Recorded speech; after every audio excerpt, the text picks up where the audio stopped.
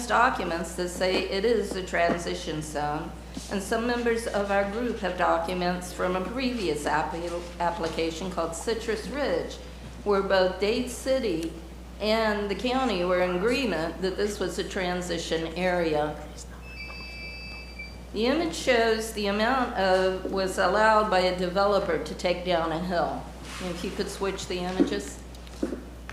That is taller than I am. That hill in back there was the original height of that. And if you switch it back to the other one again, that shows you the road was actually the top of that hill, and they were allowed to take it down.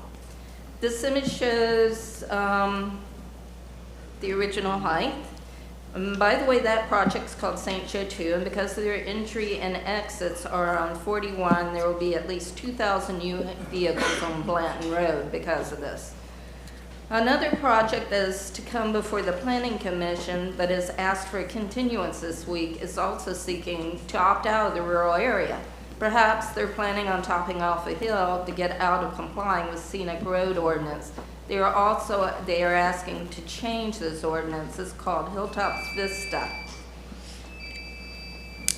I think that because they're trying to change those ordinances, they're getting around it. What I'm trying to say is there are an awful lot of things going on in the Northeast Rural Area Plan that are tearing this plan down. There's also one on the north side that is rumored to take a huge amount of area out of our plan. What is going to be left? And by the way, we've been trying to encourage the biking, and that's going to be gone by the interstate because with two things with diesels going on and warehouses, there's no chance for bikers there, plus RVs. Thank y'all. Thank you. Just want to check one more time for Miles Puka. He was signed up for WebEx. I don't know if I'm saying his last name right, but I was told he wasn't on yet. Okay. Next one is Larry Lewis.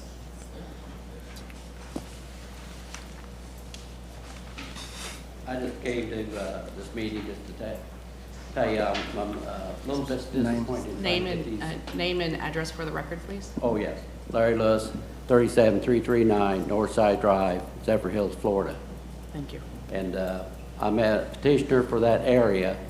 I live in a subdivision back off of Coolwood, and when I turned this in on this PABC, I didn't realize this is not a low impact county road.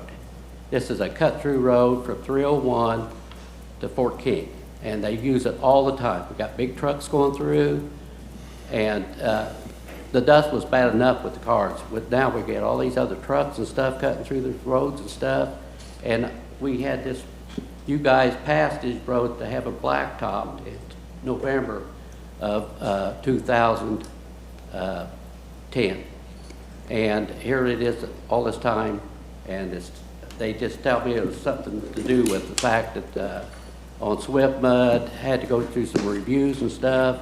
I went up there last week. They just basically said that people can do what they want to do as far as on the county is get these roads done. And I've had them ditches cut out and everything several times because the silt going down into the ditches and stuff, and water run off with the roads. And all I want to do is just make a quick comment. I appreciate if you could help me get this road blacktopped. Okay, thank you very much. Okay. Pardon? I said thank you very much. The next person is Justin Cook. Good morning. Justin Cook, 7345 Blue Stem. Wanted to kind of talk this morning about EMS, fire, police, and really what's going on. So I'm over at Waterbridge and Tullamore. And so what's going on over there in the Watergrass area is we've noticed a significant uptick in what's going on after 282 and the overpass entrance and exit has opened up. So really what's going on is in regards to the EMS, fire, police, with the increase in traffic, we have noticed that fire has not been able to get out, especially off of Old Pasco Road, going on, or Old Bridge, going on to Handcart. So that's a concern. And then also handcart at all hours of the day and night have just become more or less a drag strip. And so, one, that's a huge noise concern, and then two, it's a safety concern. So really, I guess what my point being is there anything, and I would propose for the docket to look at how we can increase fire, police, and rescue to one, look at the overall traffic. I know that there's been traffic studies done, and I appreciate all of that, but the enforcement is just not there. From what I understand, that there's very few local police that are able to do that. However, what I have been told is that FHP is willing to take that into consideration. So how do we get that under review and consideration for some of the speed and traffic to help out with that?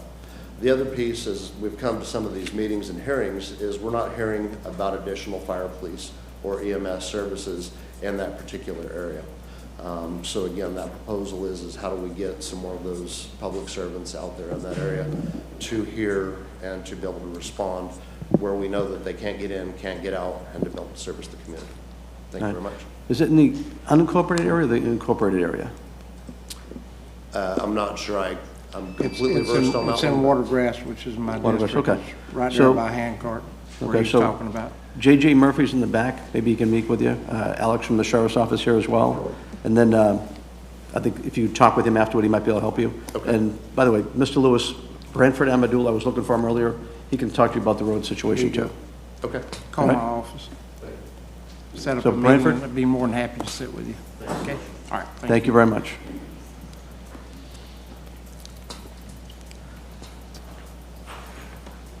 Who's next? Next person is Cassandra Bronson. Cassara, sorry. State your name and address for the record, please. Cassara Bronson, 7346 Blue Stem Court.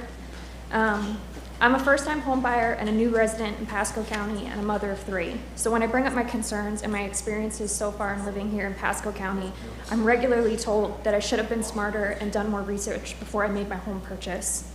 I never imagined that the county I chose to buy in, whose slogan includes open spaces, would be planning to develop so much of the open land that makes this area attractive or widen roads right up to the backyards of our homes.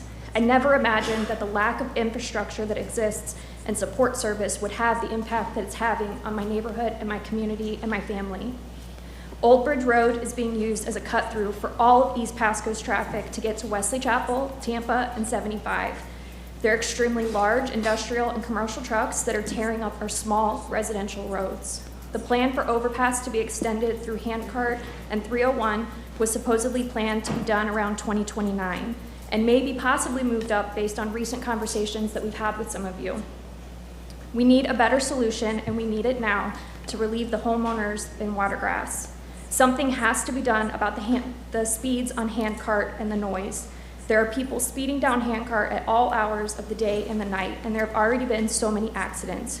Watergrass has been left exposed and is in a very unsafe position given that Crown, the developer, was allowed to build a berm instead of a barrier wall.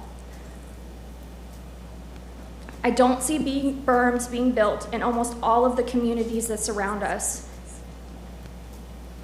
I would ask that every commissioner here Google the words berm and car accident. Every article that I've seen to read mentions that a car has launched over the berm and into a home and hurt a family.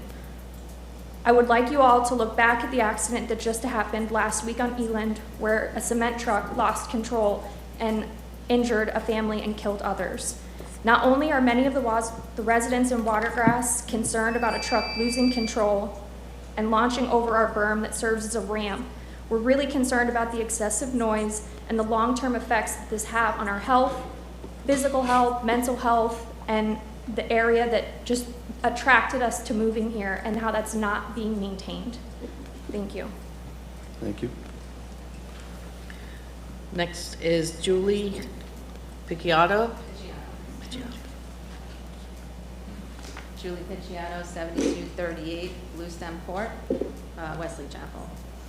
I live in Watergrass, and my house backs up to Hancock Road, near the corner of Old Bridge Road. Traffic is much heavier for Watergrass to sustain all this traffic, especially after 75 exit, the Overpass Road exit has opened. I believe the new developments being built along Hancock will include barrier walls. Are there different rules for VOPH communities? Why are they getting barrier walls and we have a berm? We are living in the middle of a construction zone, and this building can continue for 10+ years or even more. We need a barrier along Hancock to block speeding tractor trailers, cement trucks, and gravel trucks that speed all day and night. I know when overpass extends to 6 lanes, FDOT will be installing an 8-foot barrier. What is the plan for Hancock when it extends? I want to thank Venkat with the traffic operations for being so responsive. If I can get an update on, I requested to lower the speed limit on Hancock Road, and I just wanted to get the status on that. I don't know if he's on the line. Excessive speeding up to 75 miles per hour. Mufflers, loud mufflers keep us up all day and night. Florida laws prohibit vehicles from producing excessive, unusual noise, yet there is no policing on Hancock Road. These noise decibels exceed over 70, and it's unacceptable standards. I did reach out to Commissioner Oakley, and the last email he sent to me was to reach out to Mr. Weber at Crown Developers. Crown will not help us because they followed county guidelines. Can the county work with Crown to fix some of our issues? Old Ridge Road is filled with potholes and fire trucks can't get through. Something needs to be done to help our community. Thank you. Okay, thank you. Tammy Cook? Good morning, I'm Tammy Cook, 7345 Blue Stem Court. I'm also in the Watergrass community, and I came to speak with you guys this morning about the issues at Old Bridge and Hancock Road, among other issues. The first question I have, traffic operations informed us that there would be a temporary signal within the next 90 days at Old Bridge and Hancock Road. That intersection has weekly accidents, if not more often. We'd also like to request a roundabout be placed there as a safe and inexpensive long-term solution for exiting our community. It will serve as well as a self-policing tool for the speeders along Hancock. Roundabouts also don't require any upkeep or power and give relief to law enforcement officers from trying to chase down speeders along Hancock. Traffic operations also informed us that Old Bridge Road will no longer allow large trucks. This is excellent news, especially for Fire Station 38, who we observed from our back door got stuck in traffic trying to exit Watergrass to respond to an emergency. There was no way for anyone to turn, scoot over, or allow them to get through. They sat in traffic for almost 5 minutes trying to get out to respond.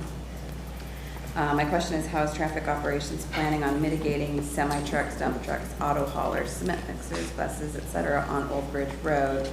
When can we expect that damaged and buckling road to be repaired due to these heavy trucks cutting through our small community road?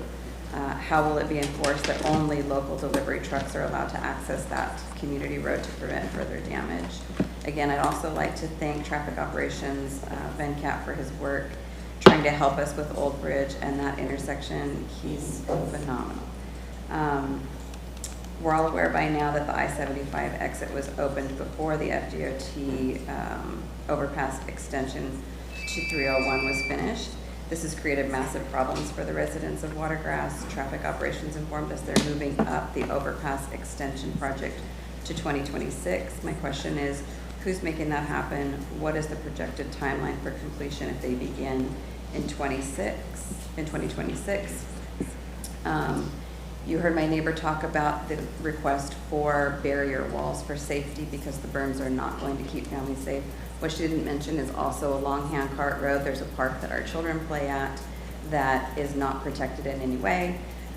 So my question to that is, if an injury occurs due to the lack of proper protection for those residents and park goers, who do the families hold liable in a lawsuit? Is that Pasco County, FDOT, VOPH, developers, Sheriff's Office? Because if a family has If a family has a harmed loved one due to this sort of reckless development, there will be a lawsuit to follow. Thank you for your time. Thank you. That's the last What's the last one? Anyone on WebEx? one. No. Okay. And I'm sure, ladies, that Commissioner Oakley is your district, right? Do what now? That's your, Watergrass is your district, right? Well, on Watergrass, I don't know that we can control, Mr. Kabala, can we control the berm that Watergrass has put up inside their subdivision? I mean, I think that, that they're talking about, but I Yeah, haven't we'll- actually been there to see it, so. Right, so I didn't want to get too deep with it, but knowing that one of them mentioned you already, I assume it was your district, but I think if you just, take care of it, we'll be fine. Oh, yeah, I'll Bring take care, it back I'll to it, take care of looking into it, and I'll find out what the issue was, especially the issue about when we opened up Overpass Road from the interstate, the traffic come through there. Did we have an agreement with Watergrass that that traffic would flow through right onto Handcart? Like other traffic, normal traffic goes through there, so yeah, we there's put trucks def- on there. Yeah, there's definitely some timing issues. I've been talking with Mr. Ademois. We'll sit back and we'll come back and put our heads together on it. Okay, if you can get those answers to me, then I'll get the answers to the folks out Yes, there. sir. So. I'm glad to see Venkat's working on it too, so. Yeah, Very good. okay, that'll work. I'd like to make a general comment. Okay, go ahead. And Mr. Starkey? like, I don't know that area well, but in looking at the plan we approved, there's absolutely zero connectivity between the little neighborhoods. And this is what happens when roads don't connect to each other. This is classic. So just take a look sometime at the map of how this neighborhood was developed. Okay. All right, thank you. And there's no one else on WebEx? No one on Is there WebEx. anyone in the audience who didn't speak that would like to come forward and speak? Yes. Just your name and address for the record, please. Zuriel Cabrera. I'm actually on the CBD board for Watergrass. I'm in Palomar also, 7263 Bluestone Court. And essentially I'm here to echo the same as my neighbors. It's been going on for quite some time. I've been there about 2 years. And I can assure you that on the playground side, there's a fence or a guardrail that ends exactly at the playground area. So if you see it on the map, you'll see it. But again, wanted to echo, same as my neighbors. Okay, thank you. Thank you. Okay, anyone else for public comment? Okay, we'll now close public comment. And 10:20, so we're going to go, we've got a time certain at 11 o'clock, so we're going to go to the consent agenda. We're going to do, the resolution's going to be 11 o'clock, correct? So consent agenda, I have 4 items to be shown to be changed. C7 is to be pulled and revised. C27 is withdrawn. C29 is withdrawn. And N103 is withdrawn. Are there any other changes to the consent agenda? Yeah, move approval on the rest of the consent agenda. Okay, have a motion and a second. All in favor say aye. Aye. Any opposed? Okay, motion carries. Gary Bradford, Commissioner Bradford. And now we'll go to item C7, Andrew Baxter.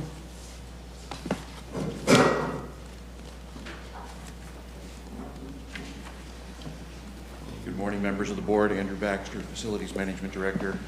This is a revision for item C7 to make sure that we add Exhibit B. When we were putting all of this package together, Exhibit B did not get attached. It has now been attached and distributed, and with that, we recommend approval of this fire rescue logistics building. Okay, thank you. Any questions for Andrew? Yeah, move approval. Do I have a second? Second. 2 seconds. Commissioner Bradford again. All in favor say aye. Aye. Any opposed? Okay, motion carries. Thank you. And now we'll go to, I guess, Mike, can we go to the regular R41 presentation? I'm checking right now with planning to see that was an 11 a.m. time certain, but I think the consultant is here, so give me just 2 minutes and let me verify. Okay, did you want to do your resolution, or? Everyone here for the resolution too? Okay, let's do the resolution then. Very good. Okay. So RS1, Ready? ready? A resolution by the Board of County Commissioners of Pasco County, Florida, declaring the month of April as Water Conservation Month in Pasco County. Whereas safe, clean, and sustainable water resources are essential to Pasco County citizens, visitors, the environment, and the economy, and whereas although Pasco County has a limited supply of fresh water in our underground aquifer, lakes, and rivers, the county's population and need for water resources continues to increase. And whereas droughts and water shortages serve as a reminder that Florida's water resources, no matter how diverse, are finite. And whereas Florida has established the encouragement and promotion of water conservation and reuse as state objectives in chapters 373 and 403 Florida statutes. And whereas every business, industry, school, and citizen can make a difference when it comes to conserving water, thus promoting a healthy community and economy. And whereas the state of Florida Water Management Districts, Tampa Bay Water and its members' governments, and the Florida Government Utility Authority are working with other community supporters to increase the awareness about the importance of water conservation. And whereas to preserve potable water resources, Pasco County treats wastewater to public access standards, stores more than 712 million gallons at 2 reservoirs and 11 tanks, and delivers approximately 25 million gallons per day of high-quality reclaimed water to 41,200 residents and to a variety of other customers and locations.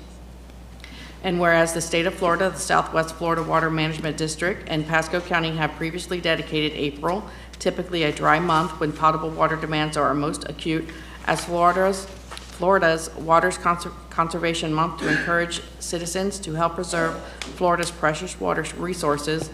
And whereas the continued support of April as Florida's Water Conservation Month reinforces the conservation message, ordinances, and efforts put forth by the Pasco County Board of County Commissioners in its support and encouragement of the conservation measures, now therefore it be resolved by the Board of County Commissioners of Pasco County, Florida, that said board hereby declares the month of April 2023 as Water Conservation Month in Pasco County and calls upon each citizen to help protect this precious and shared resource.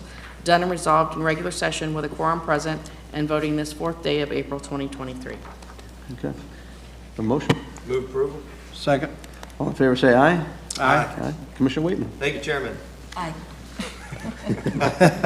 This is a no-brainer, I think, for everybody in Florida and Pasco County to recognize Water Conservation Month, and we just recognize Fix a Leak Week, during the dry month of April. It's incredibly important, and we thank you all for all the work that you do. Saving our water, it's such a precious commodity, and it's such a high honor to have you all here today after serving Swift Mud and now serving with Chairman Oakley on Tampa Bay Water.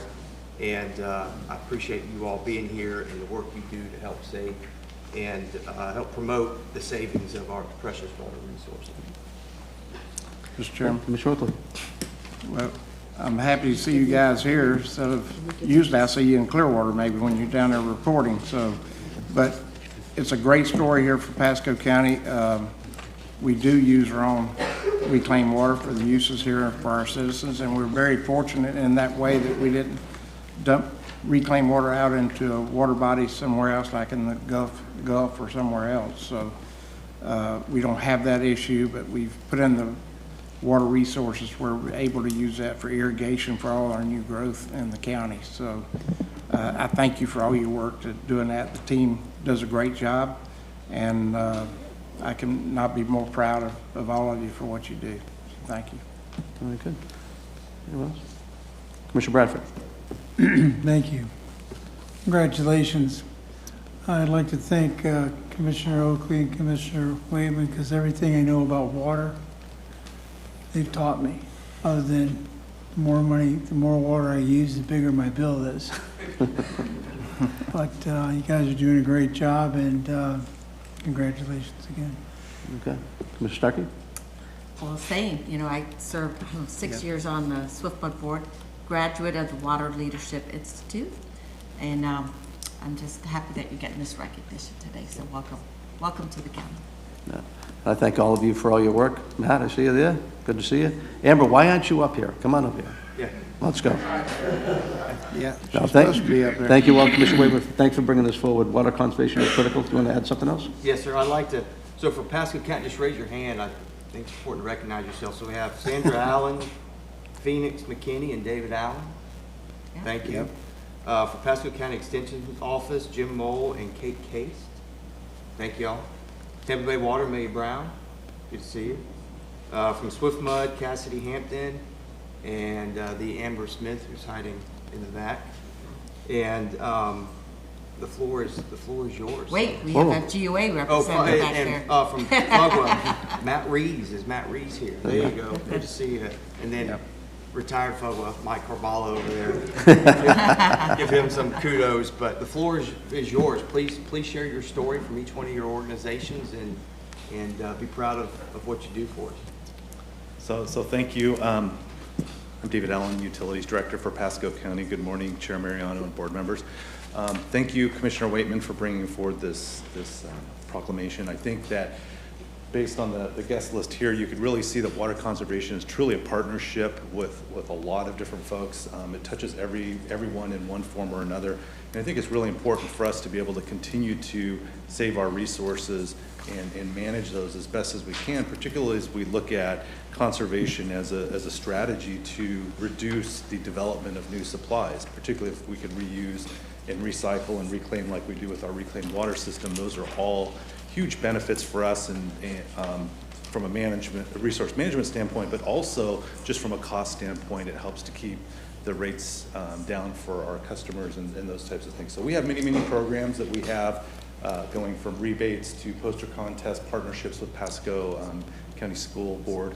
And so what I'd like to do, and thank you, Commissioner Waitman, for listing off all of the participants, because I was trying to keep a list, and you had those, so thank you for doing that. But what I'd like to do is just give the microphone to everybody just for a minute or so, just to highlight where they're from and then how they help contribute to water conservation in Pasco County.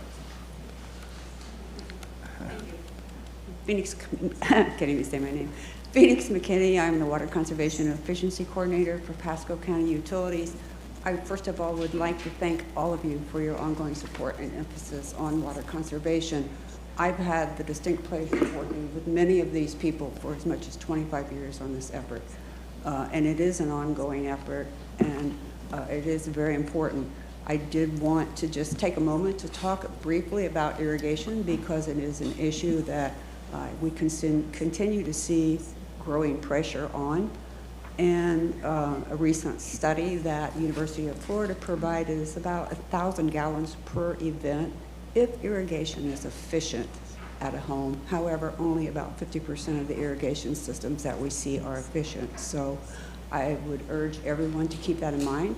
And each of the persons standing up here represents some sort of assistance to help all of our customers and all of our residents in Pasco County increase not only the irrigation efficiency, but the efficiency of their overall use. So I'm hoping each of them will take a moment to highlight how they contribute to that. And I am always available to help people if they have questions or need assistance. Thank you. Thank you. Good morning. My name is Kate Case, and I represent the Florida Friendly Landscaping Program for the University of Florida IFAS Extension Office for Pasco County, and my counterpart is? I'm Jim Mull with Pasco County Extension. I'm not a new face here. I've been here for almost a decade. So you've seen me in front of you folks before. It's an honor to be here. What we do, we bring, with the University of Florida, we bring that research to the county level to help the citizens.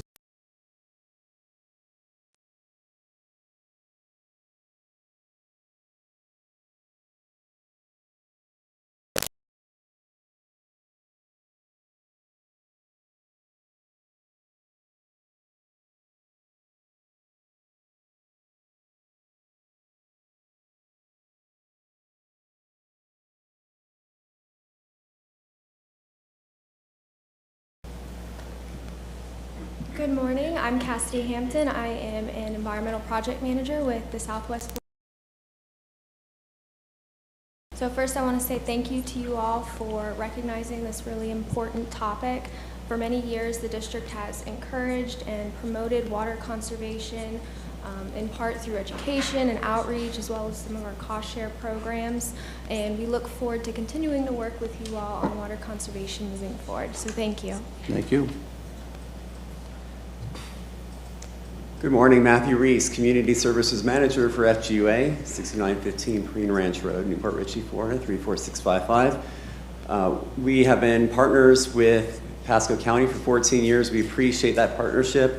We've had over 18,000 students that have gone through our water awareness poster contest teaching all the kids, and it's really about the beginning part of their educational journey. Teaching children helps to then teach adults.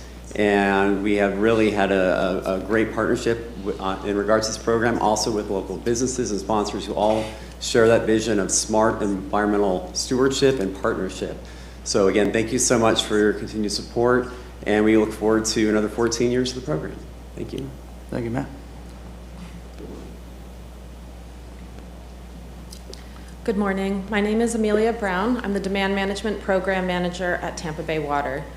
Tampa Bay Water, along with Pasco County and our member governments to whom we provide drinking water, have invested in water conservation for over 2 decades.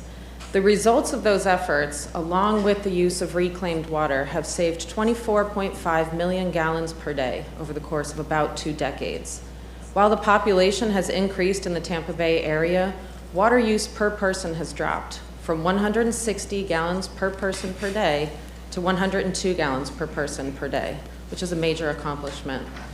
We plan to continue this trend moving forward. Tampa Bay Water, along with Pasco and our member governments, have been partnering to implement the Tampa Bay WaterWise program, which is our regional water conservation rebate program, which helps residents and businesses save water indoors and outdoors.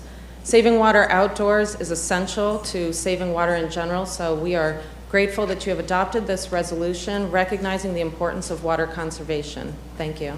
Thank you. Be remiss if I didn't add to this. I think we all know water holds the power of life or death, and civilizations thrived around water. Early cities were built around rivers and access to water. And I've just been fortunate over the course of 25 years to have worked with a fantastic number of professionals, both at the regional level, who provide just fantastic regional solutions, right? That make sure that we have clean water, flood protection, and available and abundant supplies, to those here at the utility level, FGUA and Pasco County Utilities, to providing direct water quality to our customers. Fantastic. So just appreciate you bringing this forward, Commissioner Waitman, the recognition that even though this planet is 3/4 water, 1 or 2% of it is actually clean. And so to actually acknowledge the fact that we have to conserve and keep that for future generations. There's no more or no less water on this planet than there ever has been. And so the fact that we continue to conserve it and use it wisely is just fantastic. So thank you for bringing that forward. Thank you. No one else? Commissioner Oakley has this. Commissioner Oakley, go ahead. I just got a question for David. David, we have a program that takes, like on our coast or around any lakes or anything of that nature, where we can take people off septic tank onto sewer tap in, so rather than staying on sewer. No, we don't, not yet. We don't have that program. No, that's what we have. We're planning to, myself with Mr. Amon, to meet with commissioners individually in the upcoming weeks to be able to talk about where do we go with the septic to sewer issue, because Right. it's certainly a big issue, not only here in Pasco, but I think it's a statewide issue. Right. And there's environmental concerns with growing population, and so Right. we'd like to kind of outline with you what the challenges that we have and propose a path forward for us here at Pasco. Right. I know they've been working those programs in Citrus and also, I think, Hernando counties along the coast, especially around our springs, the Crystal River and Homosassa. They've been doing those kind of programs for quite a while. And it's to the benefit of everybody, to keep that water cleaner. So it's good. Thanks for bringing that up, Commissioner Oakley. And I would say we did meet with Commissioner of Agriculture, Wilton Simpson, while we're up in Tallahassee, and he did talk about that septic and sewer program. The opportunities out there are huge. We'd love to work with all of you to try to make that happen, because the cleaner water we have out in the Gulf, the better it's going to be. So us working together is going to be a great benefit. Commissioner Wayne. Yeah, just to close, it's a fantastic team effort you all do. So many different organizations with the same goal, same mission, and we all serve the same folks, the same customers. So thanks for being one team and being unified on this very important issue. and continue to use the technologies that come forward to keep our water safe and potable and clean and people happy and affordable. So thank you all for everything you do for our county and neighboring counties and cities. Okay. Commissioner Waitman, do you want to go down there? We'll stand back up here, or? You go down. Go let people. All right, do a picture.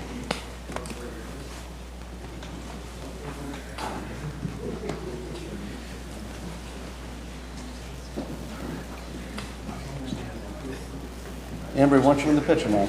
Give Andy your phone. Let's go.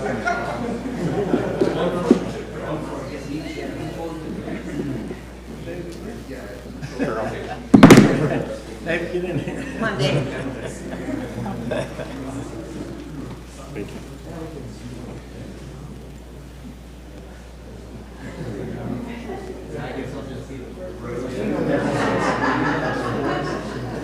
No room left.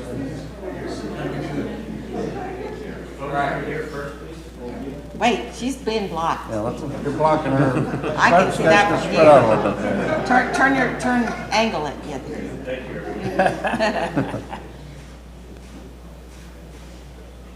Great, thank you. All right. Got one more.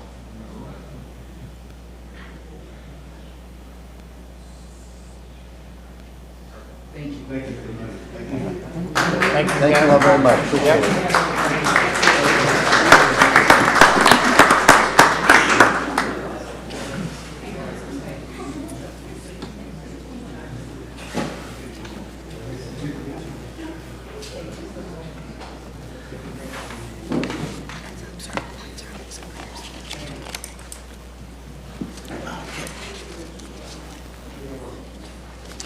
Mike, are we ready for our R41 Pasco 2050? Yes, sir. Okay.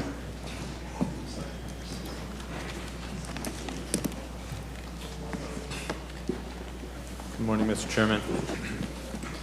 Hey, Terry. Nectarios Pitos, Planning. Pull that Development mic to you, Terry. Pull that mic, the mic in front of you.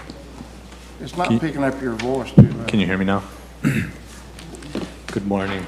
Can we turn that on? Nectarios Pitos, Planning and Development Department. I'd like to introduce this morning our project manager for the comprehensive plan update, Ms. Valerie Brookins. She's working on the comprehensive plan update. Our comprehensive plan, as you know, is out to the year 2025, and we've been working for the last 2 years on the update. The comprehensive plan is a long-range plan that establishes a framework and the goals, objectives, and policies that guide decision-making for things like future land use, transportation walkability, housing, natural resources, hazard mitigation, public services and facilities, economic development, and so on and so forth. This is a multi-year effort, and Ms. Brookins will introduce the consultants and outline the year 3 goals for this update. With that, I'll turn it over to Ms. Brookins. Thank you, Terry. Yeah, Valerie Brookins. I am a principal planner in long-range planning and managing this project. So one of the real bases of a comp plan is it should be community-driven. So that is one of the major aspects of this. And this year we'll focus on creating a unified vision. We're building off from information we've already learned and heard, but we're going to dive in a little deeper. And so there will be a variety of different activities where people can get involved. And I will let our consultant share a little more, but I'd like to introduce you to Chris Doherty. He's project manager and working on this project with Inspire. And Pat is also in the audience as part of the project team too. Thank you.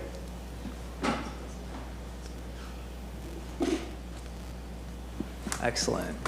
Good morning, Mr. Chair, members of the board. Thank you for having us this morning. Today, we're going to give you a brief update on where we're at with year 3, and as Valerie and Terry mentioned, how folks can get involved during the visioning process for the comprehensive plan. So our agenda, you know the project manager from the county, of course, and Terry working closely with them. I do have Pat Tyeski with me, and we'll go through that quickly on the slide presentation. We'll talk about why it's important, why we need to update the plan, give you an idea of what the schedule will look like throughout the course of this year, how we're going to engage the public, so how folks can be involved, how the commission can be involved, and then how this aligns with the strategic planning effort that's going on as well. Pardon me, before you continue, can you state your name for the record, Sure. please? Thank you. Chris Doherty with Inspire Placemaking Collective out of Orlando. And I am a principal planner, but the project manager for this project.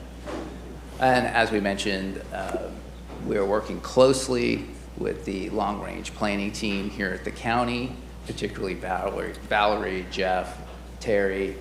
Pat Tyeski with my team is also a principal planner. She is working closely with me on the day-to-day, and then Eric, Nick.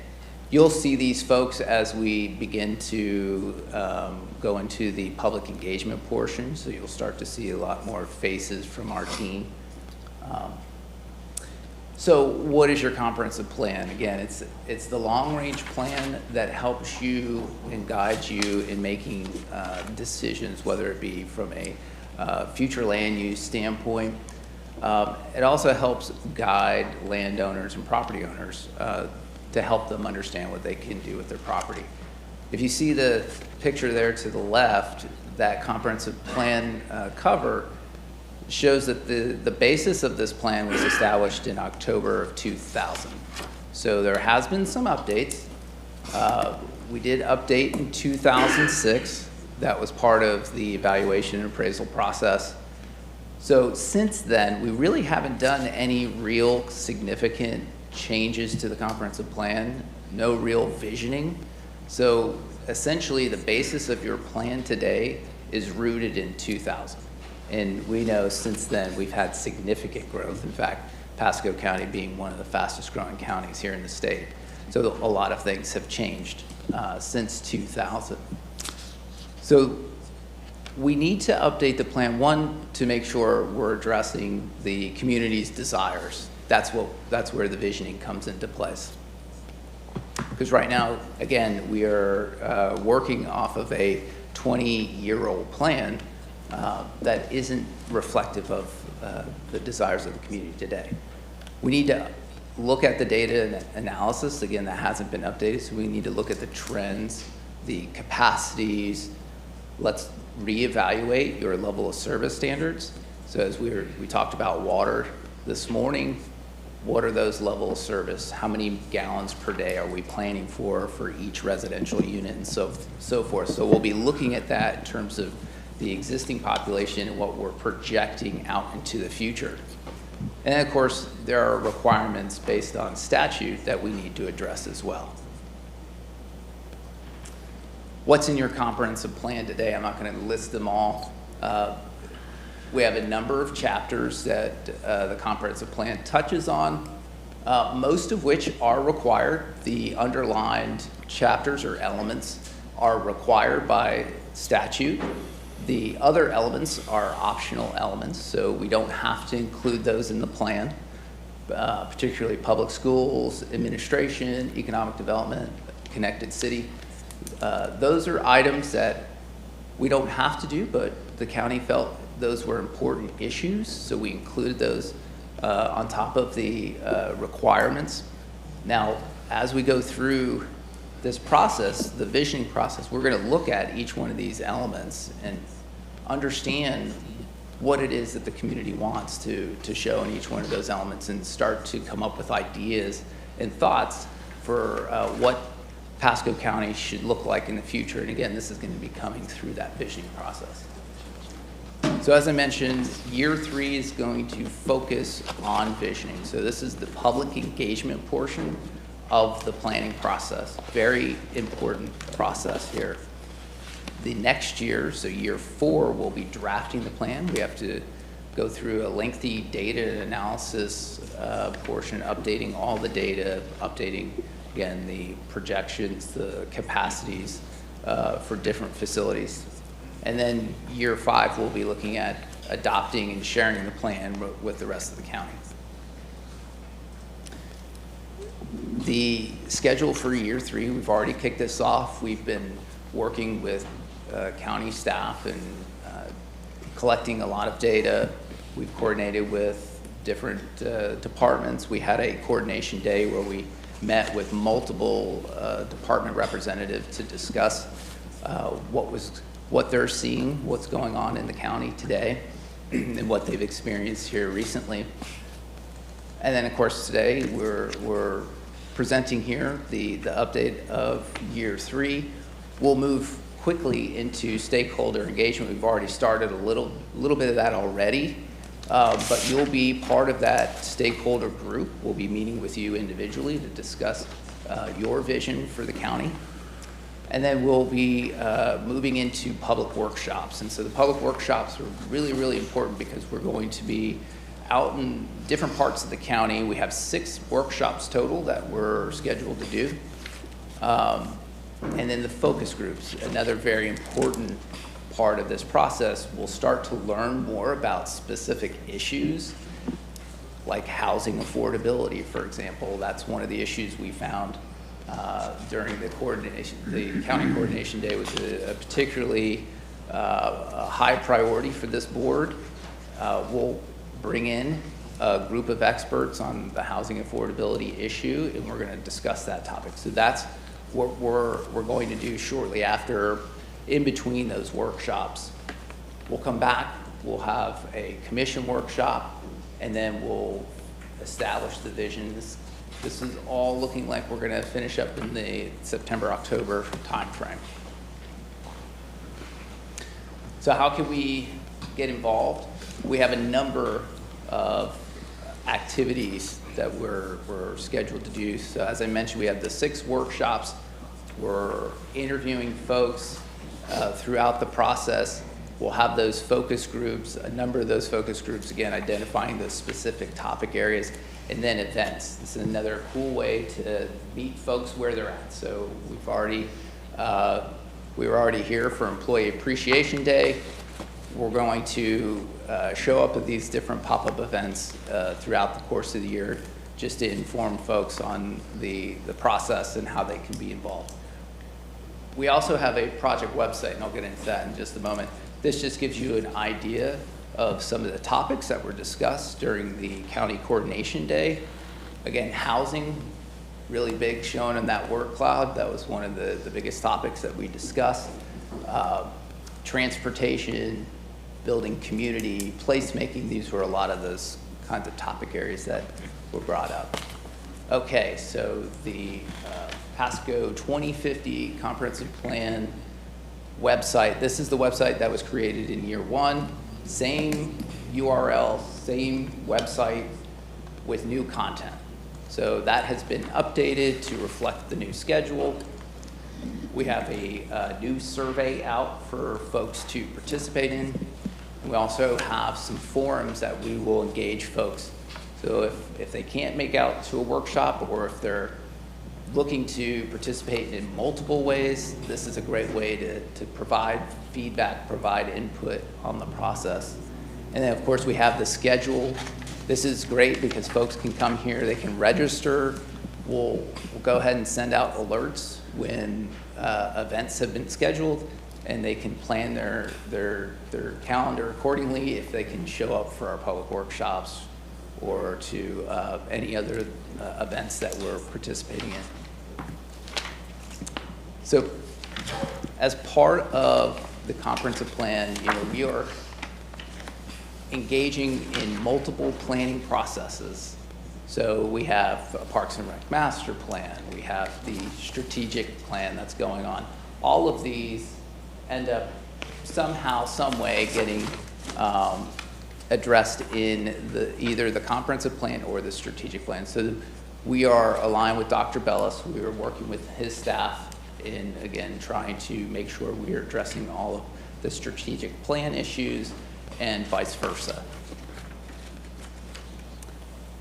And now the most important part of the presentation, the Q&A session. So we are available to answer any of your questions. Commissioner Waitman. Thank you. What's your name again? Chris Daugherty. And you're with Insight? Is that what the- Inspire Inspire, Placemaking the Collective, consultant yes. group? Thank you for this. I guess when you're looking at, when you're workshopping and polling people or trying to reach folks, it's important, I think it's important, and I'm assuming you do this already, but I figure I'd go on the record, that we ask our county employees, sheriff's employees, our partners in our municipalities, these are folks who are kind of, you know, they're in the business of serving people and seeing what's going on day to day at a ground level, you know, in the trenches. And I think their feedback is really important too, along with the public's, but those are the folks who do the job of serving the needs of our community. And if we're not capturing their thoughts, and they're living it every day and trying to implement what councils and commissions try to do, I think it's important that we truly capture what their thoughts are and what they're thinking. Maybe we put them in a different bucket because they may have a different level of understanding. I think their thoughts are worthwhile in capturing as many of those folks who serve the public as we can. And then the next piece of it, on slide, go back up here, slide, you're talking about definitions, the plan update, like the future land use, future this, that, and the other. Like, we always kind of have this conversation with what does future mean? What does future land use mean? Like, what's this crystal ball? It's really subjective, right?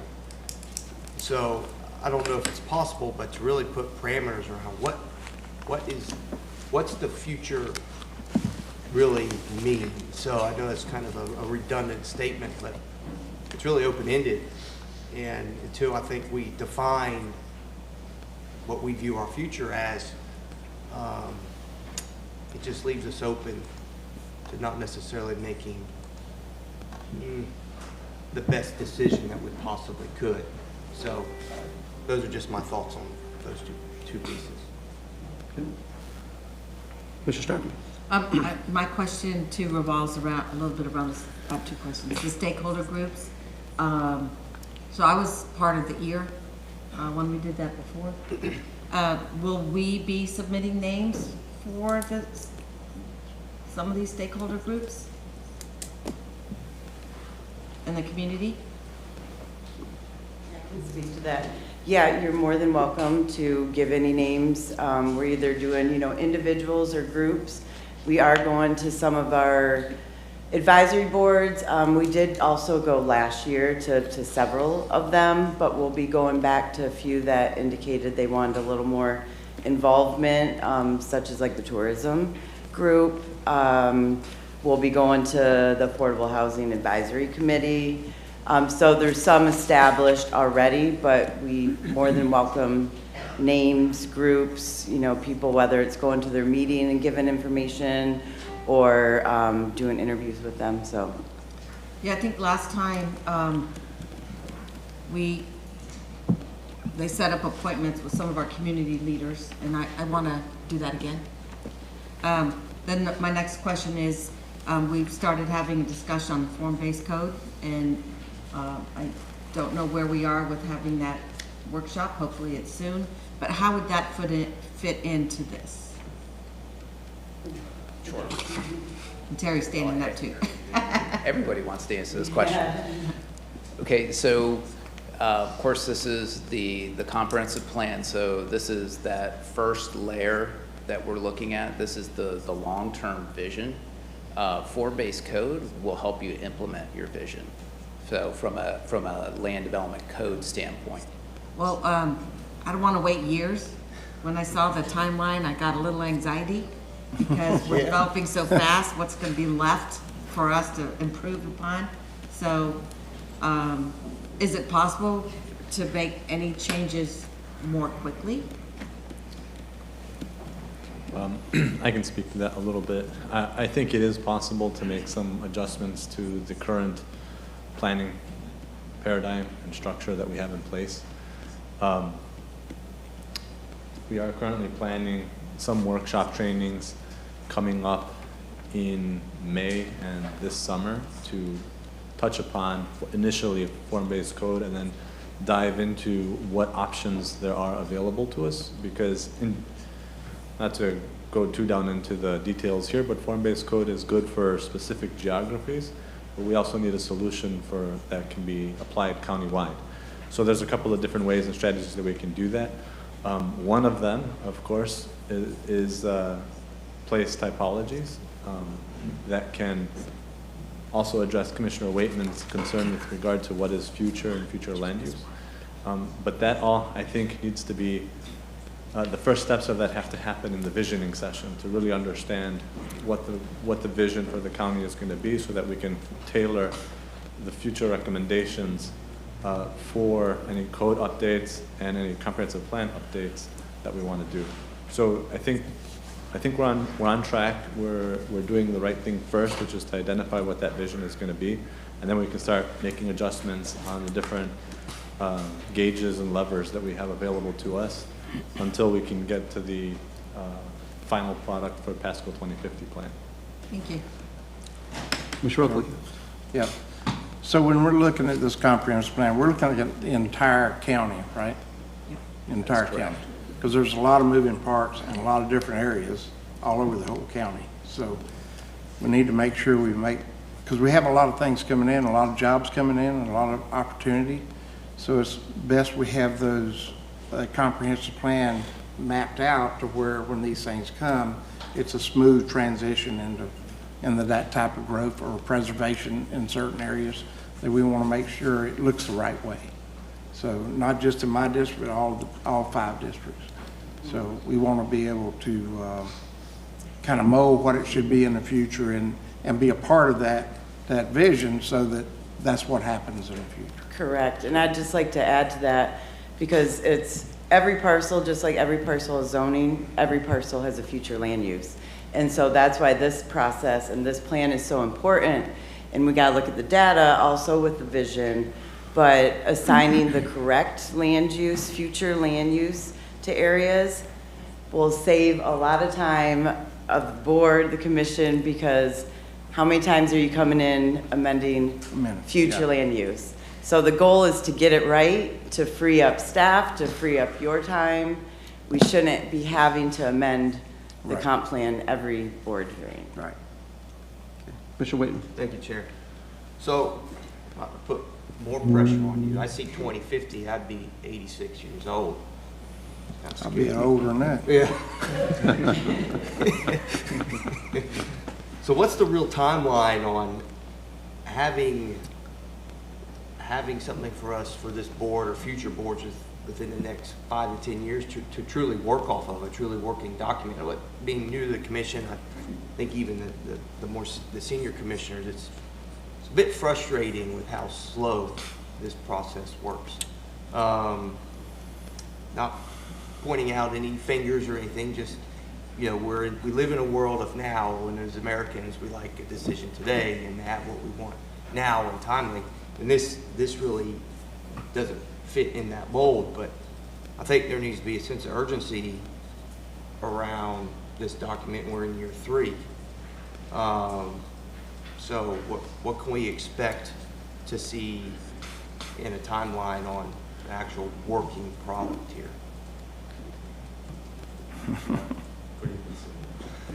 So the plan is to finish out this year visioning. We'll move quickly into data and analysis of producing the background to the comprehensive plan. And probably within 1.5 years from now, you'll start to see goals, objectives, and policies being developed, things that you can opine on and provide us your feedback. So that is the time frame. Yes, we would like for it to move faster. I hear you. We haven't been involved until this year. I mean, 18 months, you can get a lot done in 18 months. Sure.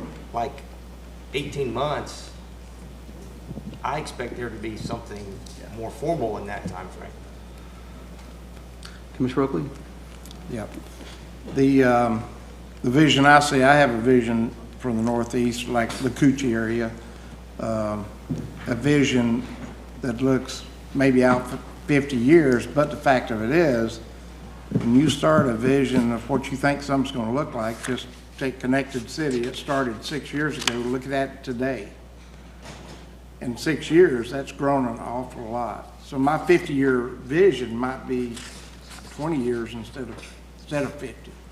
But I reach out to look at that because it took, for Lakuchi itself, to come back as a community and the schools come back with more students and all that, and have affordable housing and things of that nature. We want a vision that does it right and that we can look into and come out with a very nice community. 80-some years ago, Lakuchi was the largest communities we had in Pasco County. So that can be back, not one of the largest, but it can be a very large community in itself by the revitalizing of that area.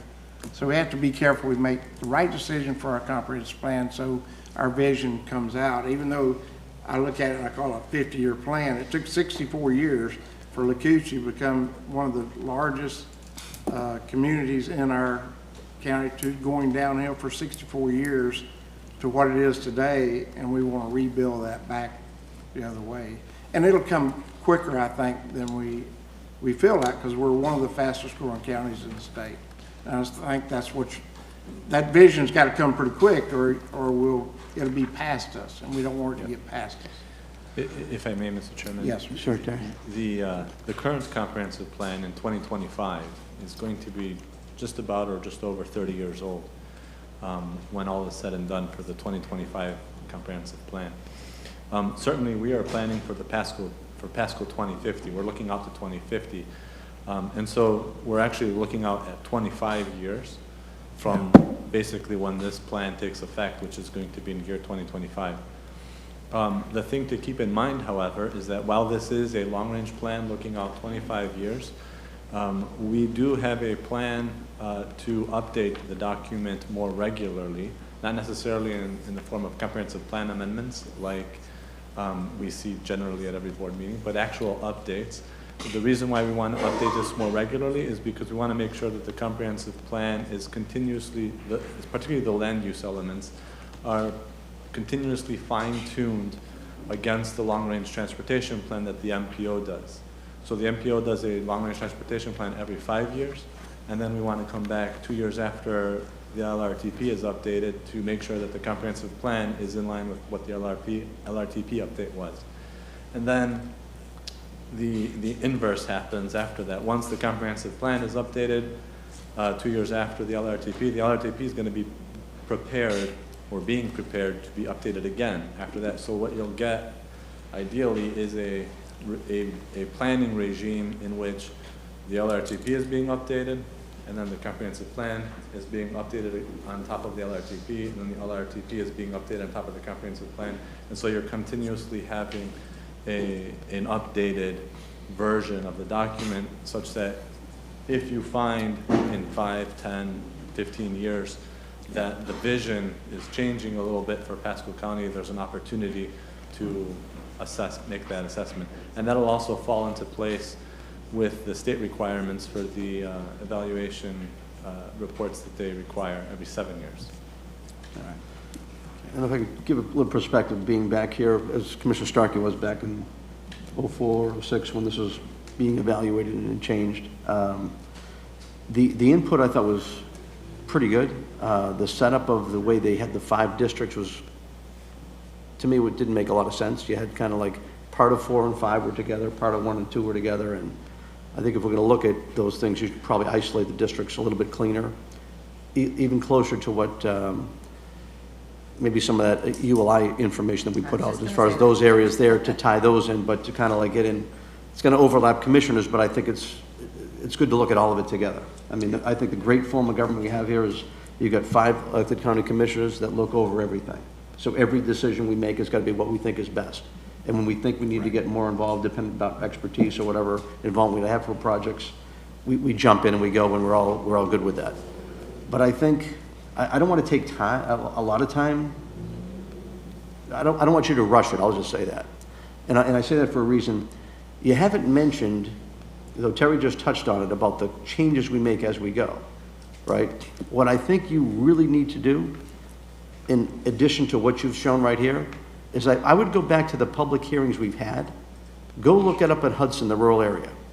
We had a big land use that was coming in here. We're changing the comprehensive plan. It was set back in '06 when some of the people that were complaining were sat in '06 and watched all that happen and put their input in, and all of a sudden we're going in to change it in a big swath. That needs to get looked at. Shady Hills Road, there was a gentleman who was just here from BPAC, I just did appoint him. People from the MPO showed up, but there's an agenda item coming up today for a comprehensive plan adjustment. 300 industrial acres on Shady Hills Road. I think it's phenomenal. But the people are scared, and they should be. Because right now, there's just a 2-lane road. You got a bunch of schools. Where are the kids going to get to school? Are the trucks going to run them over? Are the families going to be able to go outside? So this whole thing about getting it done is, you got to look at a lot of different things. But I think all the public hearings we've had, I mean, we got a golf course on one side, we got another golf course coming up today, and a resort coming up, that people bought what they thought, a plan, adopted by the comprehensive plan, set in, and all of a sudden, we're looking at changing that because a guy comes in and he goes, well, I bought a piece of land. You bought a comprehensive plan with entitlements and NPUD. It's a different game. We need to go look at all these things that we've set up.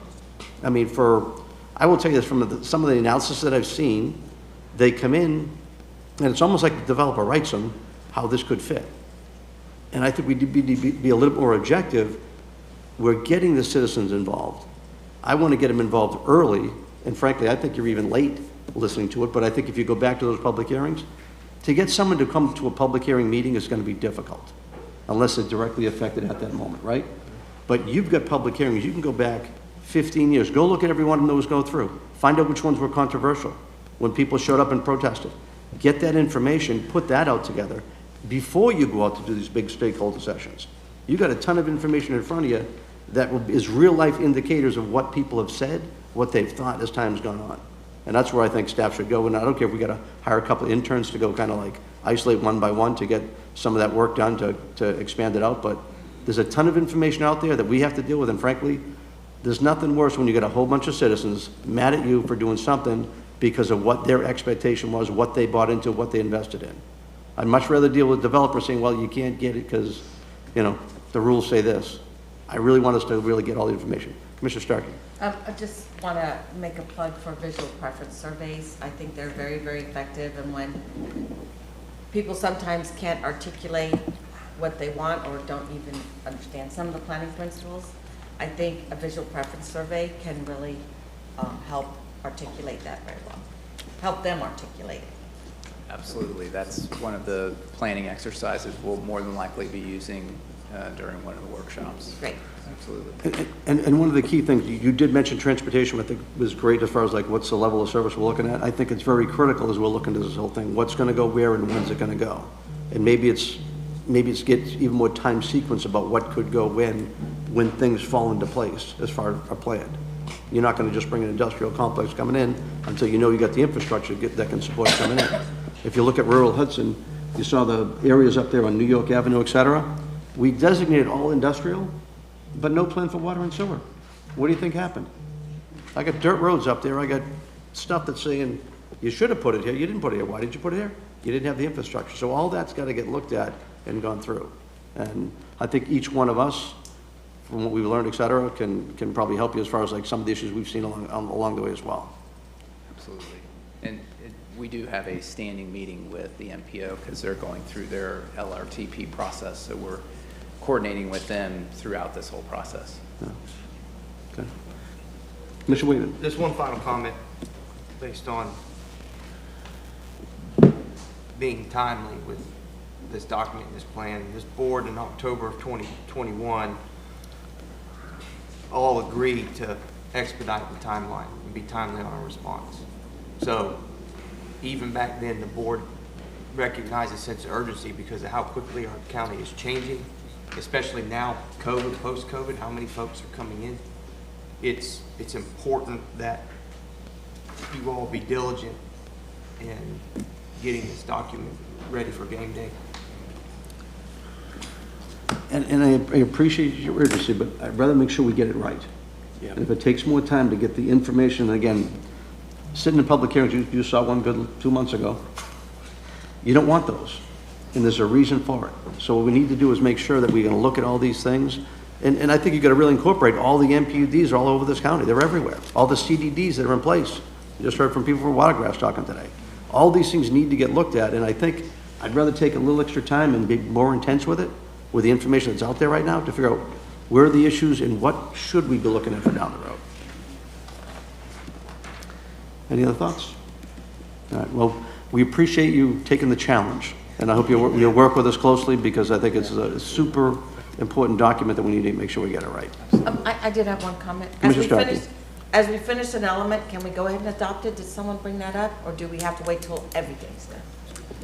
So from a consistency process, we like to finish the whole plan as a single document. Now, we have done incremental documents at a time. So if say future land use is the one that you really want to focus on first, we can adopt that one.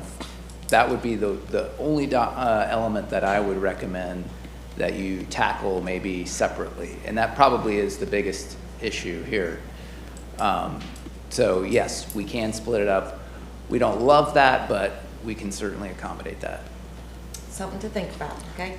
Well, keep this in mind too. When you're looking at, like, if you're going to try to put housing, you better know what the transportation is going to be.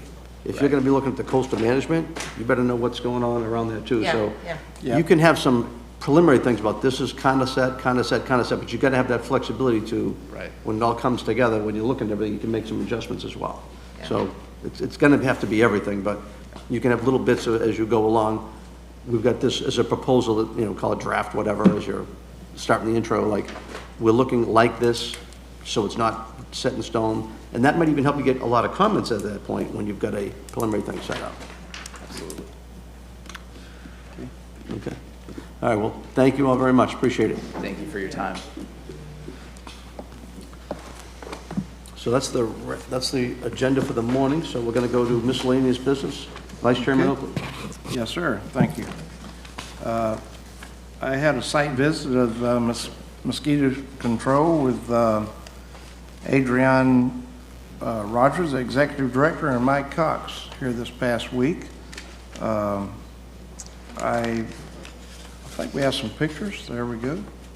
There's one of the helicopters they use for spraying the mosquitoes, and the different equipment, the trucks and all that spray.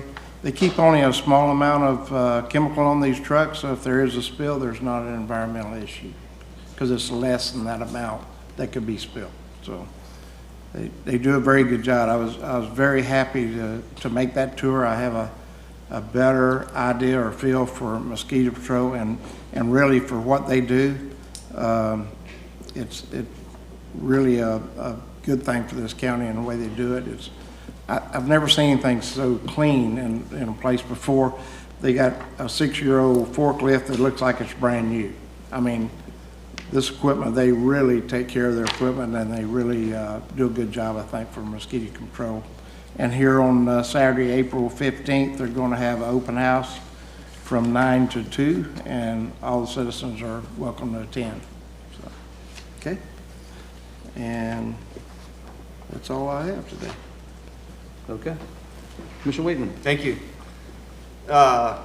Should have taken Commissioner Starkey's sunscreen on Saturday at the Pasco Fiesta. I got some burnt knees sitting in a boat ride, but just wanted to recognize the folks who put on the boat parade and all the folks who worked so hard at Pasco, all the different organizations for another fantastic Pasco Fiesta. So congratulations to all the organizers, and I hope everybody who went had a great time. Next, I want to thank Commissioner Mariano and Commissioner Starkey at our Transportation Management Area Leadership Group meeting.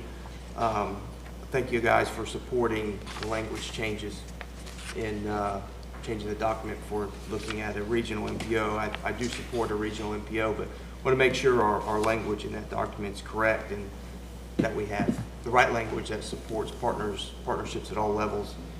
So I appreciate you all standing together as Pasco and having a very fruitful, interesting discussion at that meeting. So thank you. That's it. That's it. Very good. You did a great job there. Commissioner Starkey. Yeah, I have a couple things. I just sent something to our administrator, and I don't know if Andrew's still here, but when I looked at the site plan for that fire building, storage building that we're putting in off Geneva and Chesapeake, we're putting it right where the oak tree is and leaving, and there's all this bare land there. So I'm wondering why we're siting it where the one big beautiful oak tree is and why we can't put it where there is nothing. So I'd like to relook at that plan if we could. I did tour the sheriff's offices yesterday. He and I meet pretty regularly, once a month, and this time I toured his building, and it's in really, it's really in sorry shape. So I know they're anxious to move into their new building, and just wondering, I forgot to ask you, what is the timeline for them being able to move to those top 2 floors?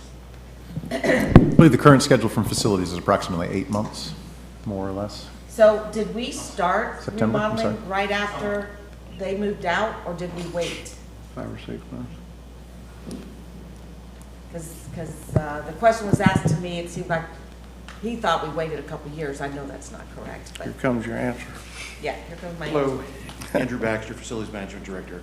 So the Citizen Center building, which used to be the Rasmussen building, we went through a design process with the 2 clients, both Development Services and the Sheriff's Department.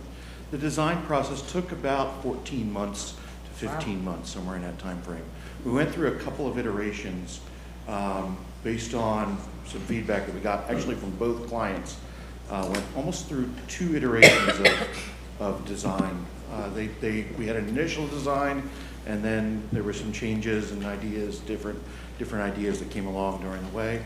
And it was much easier to do that while it's still on paper and get it right while it's on paper, and much less costly than it is to do that while you're in the midst of construction process.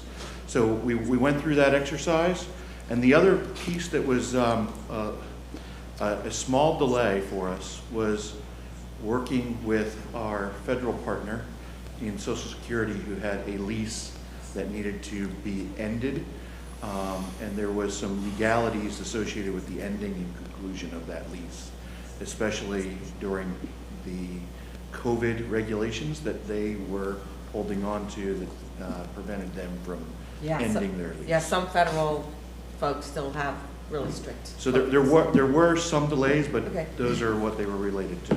Okay, well, if someone's here from the sheriff's office, they can, right? I can't see. All right, good. But I will say, I was pretty horrified to see the mold issues going on there. And so we are going to knock that building down? Is that Yes. my understanding? Yes, ma'am. Good riddance. We are happy as well. Yeah. It's ready. Okay, I think that's all for you. Thank you very much. I did have lunch, every once in a while I get invited to this fun lunch in Tampa that this gentleman puts together with 14 people from around Tampa Bay. And this time I was seated next to a commissioner from Hillsborough County, Michael Owen, who's very jealous of our county leadership up here, I just will say. But also at that table was Bonnie Weiss, the county administrator for Hillsborough County, and they are very much looking forward to a joint Tampa Bay County Commission workshop. So we had a great conversation about that. I think you guys have that in the works, you said? Yeah, I believe it is tentatively scheduled now for May 12th. It's on everyone's calendar. We'll likely have it down probably in the West Shore Airport area, so it's centralized for all board members. So it'd be a Hillsborough, Pinellas, and Pasco County joint workshop. Okay, so we are going to be able to get all of them together. I had heard that maybe we're just going to do Pinellas and Pasco at one, and so I prefer all of us together. I think that's really good. And I guess since it'll be publicly noticed, we won't have sunshine with fellow commissioners who sit on, say, the same TMA or Tampa Bay Water or anything like that, right? Yeah, No sunshine? I'd have to. Well, it should be publicly noticed if you're all attending anyway. Yeah, so you Okay, shouldn't so have a sunshine law issue. That's good, because that holds up some discussions regionally sometimes. Once every quarter, I have something called the Harbor South Leadership Council, and I take the civic association or homeowners association members from a group of 117 communities I have in southwest Pasco County. That is just from about Seven Springs Boulevard west and then from Florimar south. So imagine there's a lot of little teeny tiny neighborhoods, and so we try and bring them information, and many of the staff here have attended these meetings, and thank you so much. But we had to cancel our last one because we got a little hijacked by a group that thought we were going to be talking about the Anklet River Park. So some of you might be hearing about some folks that are uneasy about some of our plans that may or may not come to fruition out there.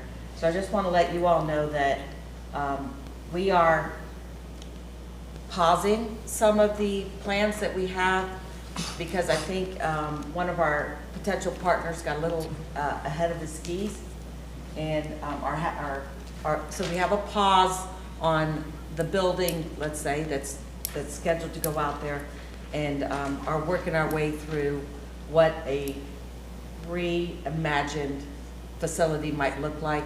Because in my opinion, what came in was double what was legally authorized, and it was too much for that park.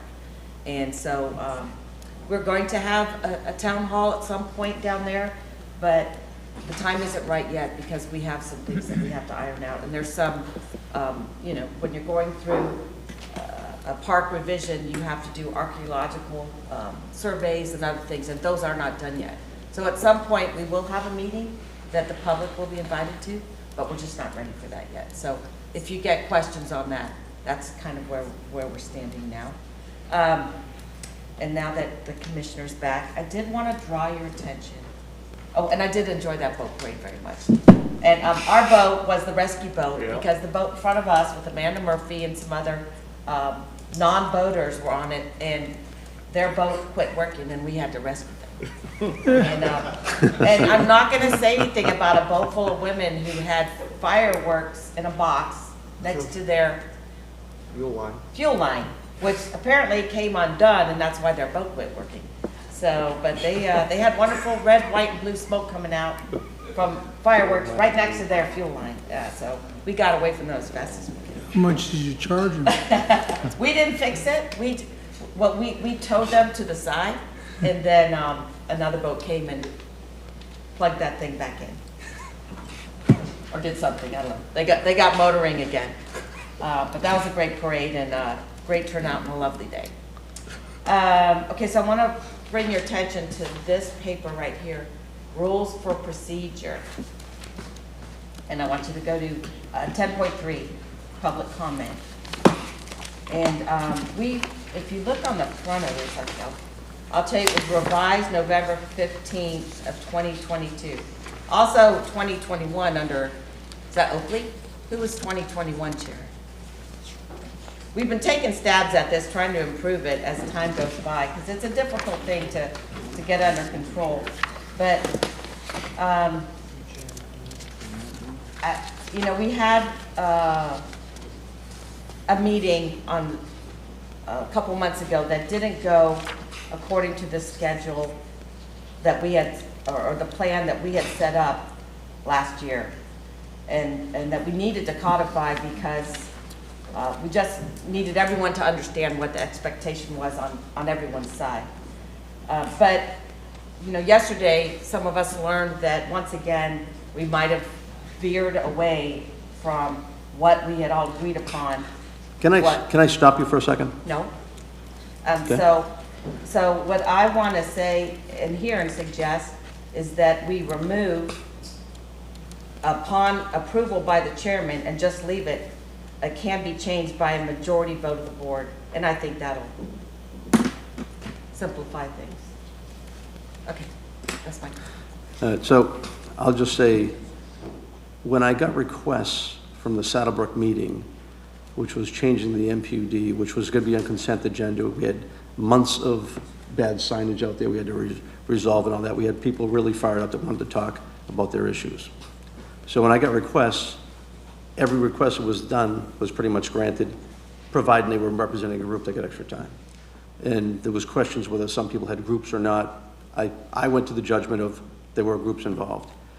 This time through, that just went through this past few days, I didn't get many requests until right before, and just as I got granted the request for the applicant and the opposition, I gave them equal time, I gave them what they asked for. And that was done, I think, in a good way. This time through, I made sure when I had requests, I CC'd the administration and the attorney's office if they saw a problem they could get to me. They actually did get to me about where they thought it was too long because one hadn't applied for any time yet. The other one had applied for the same time they had got last time. So when the applicant went down to 15 minutes, Mr. Carbella gave me a call and says, look, take a look at this. They're 15 minutes. I made the call back to the opposition, said, look, you should match up to what they've got. They agreed to do that handily. It's been done. There was another gentleman that's represented that he spoke for a group of a homeowners association. When I called him out on that as well, when I heard differently, I then asked him the same question, are you representing a group? When he told me no, I cut him down to 3 minutes. So currently we've got 15 minutes for the applicant, 15 minutes for the opposition. That gentleman's down to 3 minutes, and that's where public comment's gonna go. So, Yeah, so again, my point to changing anything here is I sent it to the county attorney so he could see it and comment it. If he saw a problem, he could let me know. And I'd let the administrator know as well. Commissioner Oakley. Yes. I had things happen to me when I was chair before, and I had a gentleman come to me. He was going to speak to this group, and so I gave him a normal 10 or 15 minutes based on our policy that we don't give over that time, either for the applicant or the one opposing it. So that's basically what I based it on. But this gentleman spoke that he was going to represent this HOA, people in his community. I only gave him that time because of that, only to see all the people behind him with all the colored shirts and all of that neighborhood came up and spoke 3 minutes, even after I gave him the time to speak for him. So I got caught up in that and not realizing who he was speaking for. And that can happen to you, but you need to, for one thing, every citizen that wants to speak before this board has a right to speak. Right. We all know that. If you have somebody want more time or 15 minutes and they're going to be speaking for a group of people, it could be 20, it could be 50, that's fine. But the 15 minutes is what they get, and they speak for the whole group, and then you don't see, after he gets through, you don't see a lineup of 100 people. I mean, these meetings are very important. Today, we've got a lot of meetings coming up this afternoon. And not just one, but I think 3 or 4 may be controversial about an issue. Somebody's against it, or there's issues within it that we need to discuss. So if you're not careful, you'll go to midnight.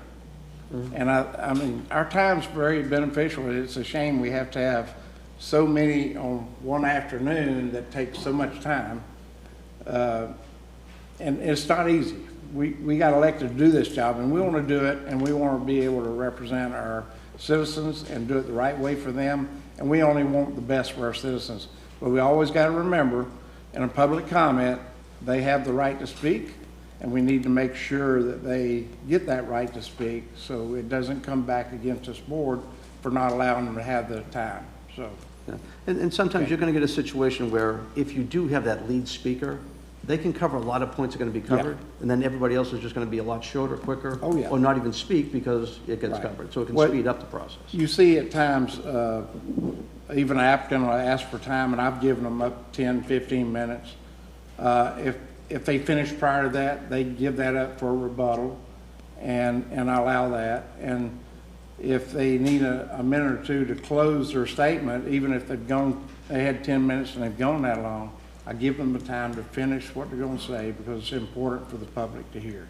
So, and I think that's, as chair, that's what we have to pay attention to, and try to keep our meetings moving as quickly as possible. Right. And as a chair, we can't talk to each other. I can't tell you what's all going on. So it's like, we gave you deference to go kind of like make your call as you thought. Oh yeah. I'm doing the same thing. And when I saw what was going, I modified and adjusted. And I kept, like I said, administration and the attorney's office in line to what was going Right. on, so they And I could understand comment what you immediately. did this time, but the other time when you gave them 45 minutes, that's out of what our Well, policy is normal. Yeah, it Normal. is, and if it wasn't such a big deal, the way it had Well, all gone. and I just- agree, it is a big deal. It's just so Yeah. complex.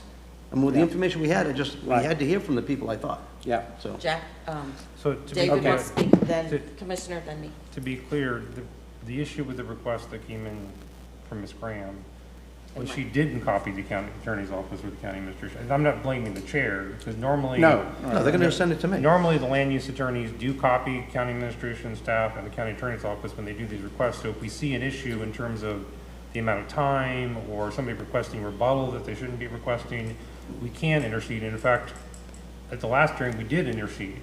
The problem that happened in this most recent one is they did not copy the county attorney's office.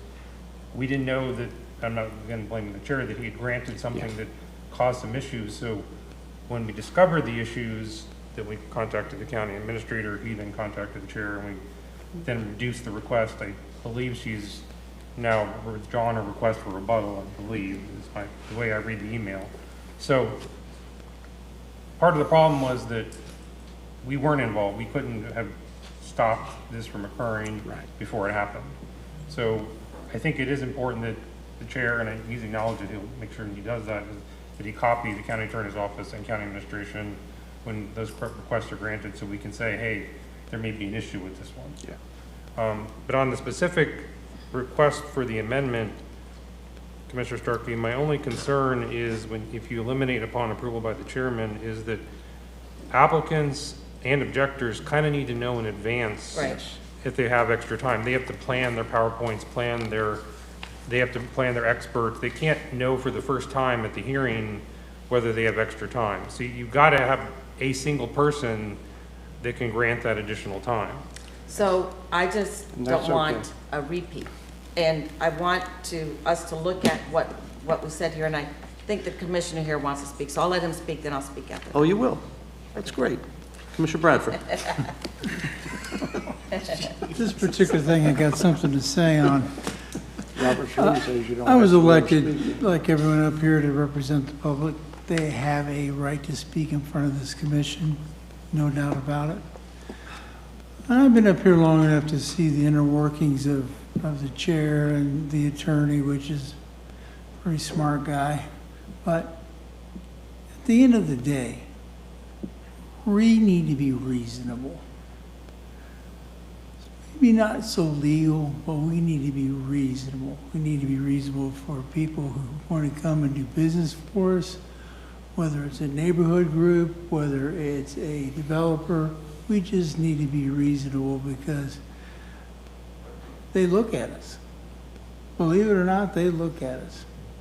So whatever we do, and I'm not going to get into this, that's not why I want to say anything, but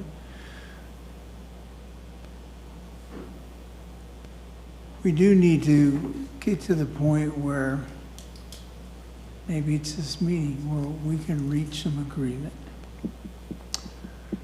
Thank you. Okay. Thank you. Anything else, Mr. Starkey? Yeah, so I can see that my suggestion to leave it to a majority vote of the board won't work, because there would have to be a meeting where we could vote on that, and it doesn't happen that way, because the requests come in after the meeting and before the next meeting. So what we have here, it says here that for public hearing items, and this is for y'all because you don't have this in front of you, for public hearing items, persons who have been authorized in writing to represent an organization with 5 or more members or a group of 5 or more persons shall be entitled to speak up to 15 minutes without interruption, provided others in that organization waive their time in written authorization. That is what our rules are. And if we follow that, I'm okay with that. And so, I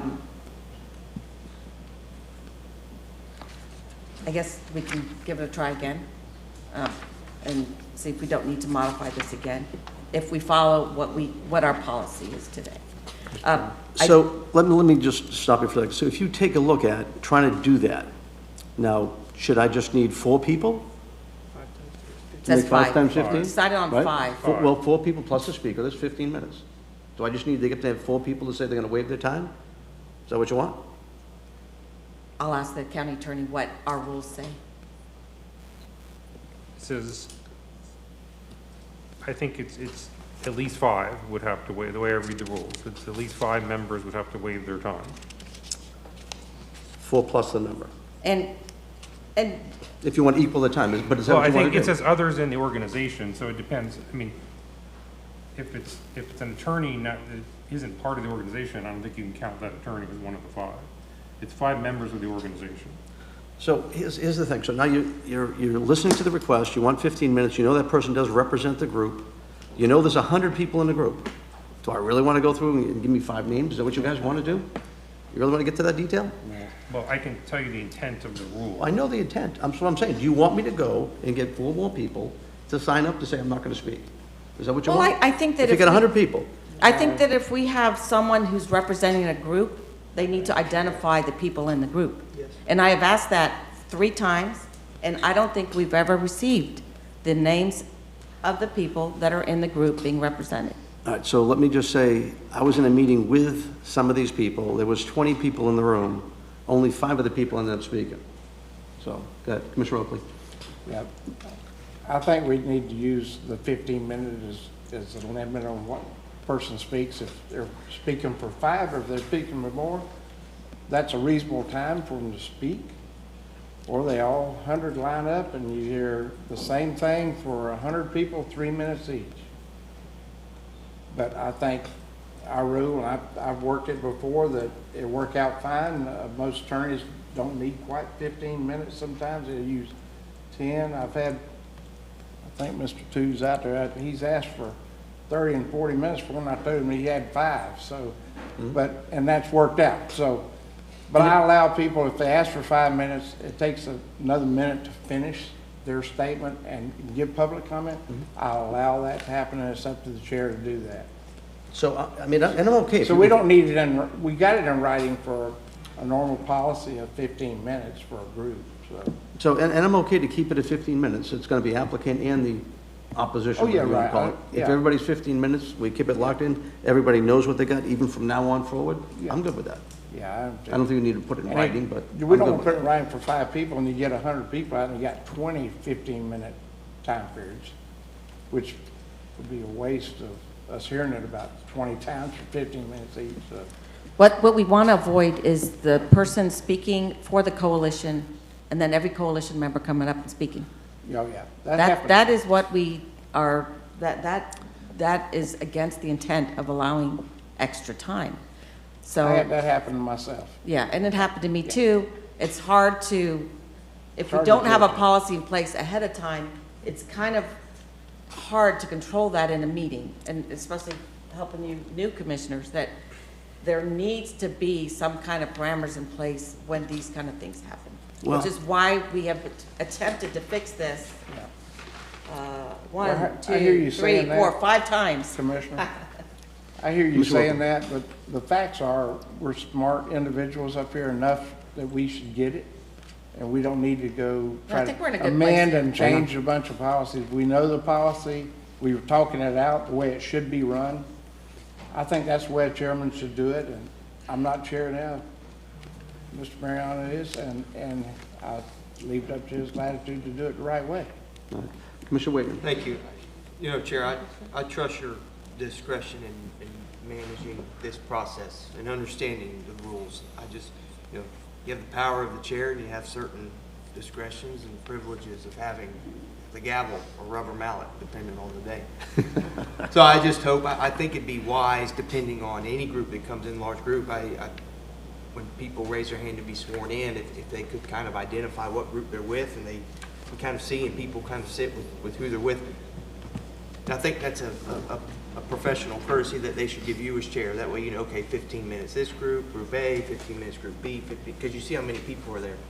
I think as chair, that's where, you know, the discretion of whoever the chairman is to make that professional decision. So I trust in your discretion on managing the time on future big big meetings, and I hope that we keep it at the 15 minutes, but I think it's important that we can identify as a board what groups with who. And I think that's fair for us, and I think that should be fair for the folks out in the audience who are sitting and waiting and participating in this public piece of our items. So that's just my... And you may have someone speaking for the group, but look, keep this in mind too. You don't want to keep someone else who's in that group that wants to say something, especially if they feel differently about something too.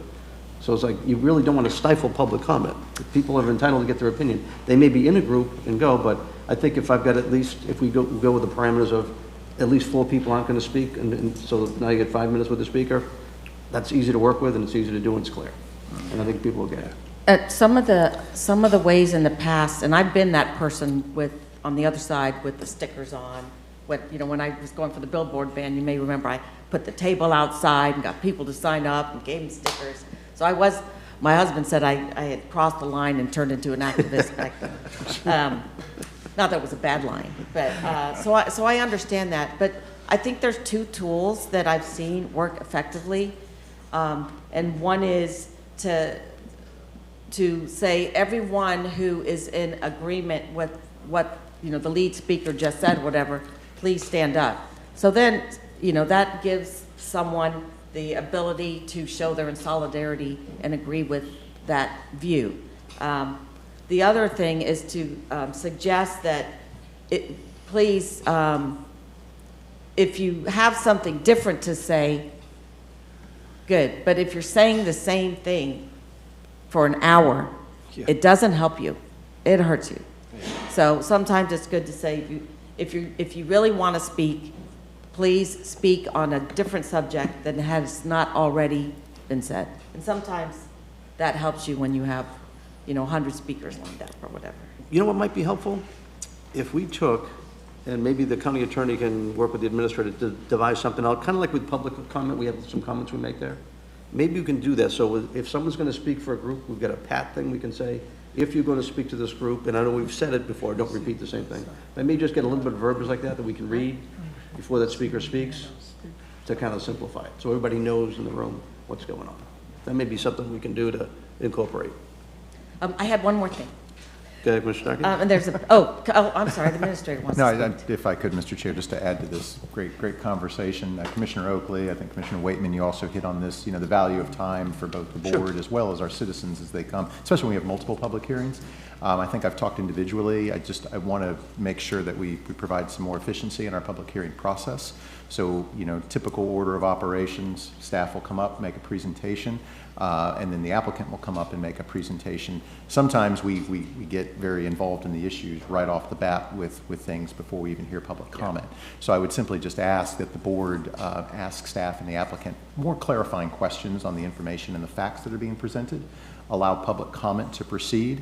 I'm guilty of it too, of trying to answer public comment in the middle of public comment, but to try to refrain from that, and then allow public comment to proceed, and then bring our staff back up to answer any questions that the board may have regarding the facts, and then of course the applicant can come up and rebut. But I think if we follow that process consistently, and I've talked with Jeff about this and David too, that I think that'll also help streamline our process and make sure that we're getting through these public hearings in a fair, objective, and expeditious manner.